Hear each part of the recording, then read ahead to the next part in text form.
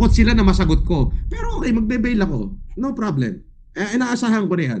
Siyempre, pag nagkaharap kami doon kay Judge, doon. Oh, yun, madidismiss yun. Milyon-milyon% yun.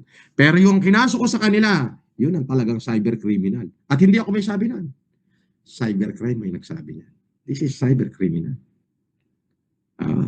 Kasi pinagtutulong-tulungan nila ako. Iisang grupo sila. Si Makagago, si Puginio, si Resurgence. Alam mo yun? Share sila. Kuha na namin lahat. At hindi ako magwi-witness. Mismo government agency yung magwi-witness dyan. Na ito yung nangyari, ito yung kaganapan, ito yung ginawa nila. Ayo. Hindi nila maiiwasan yun. Oo. Galingan nila. Kaya sila nagkaso sa akin, kuno, para maunahan ako, pag nawarant ako, may una akong kaso, ako yung una nagkaso para pag nawarant ako, hindi nila talaga pinaalam sa akin. Di ba? Doon sa ikinaso ko sa kanila, meron namang address doon. Bakit hindi doon sa domicile ko pinadala yung address? Di ba? Ayun ang bakit dito lang sa Warsaw? Bakit din nila pinadala sa domicile? May address. Yung unang kaso ko sa kanila, may address ako doon. Bakit din nila yun nilagay? Di sana kahit papano may tatanggap doon. Kasi nga, intention nila na hindi ko makuha. Intention nila yan na hindi ko makuha. Para hindi ko masagot, siyempre, wawarant ako ni Fiscal. Di pagdating kay Judge, todas sila. Ganun lang yun.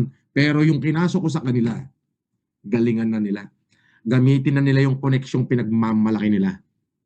Aakit at aakit sa sala ni Judge yan. Doon.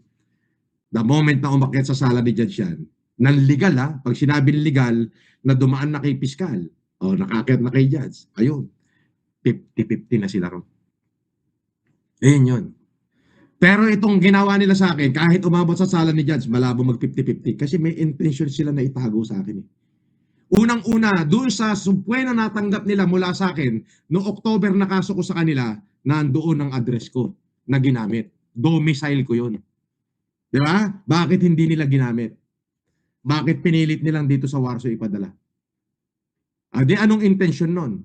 Ang intention nun ay itago sa akin yung kaso na nilagay nila sa akin.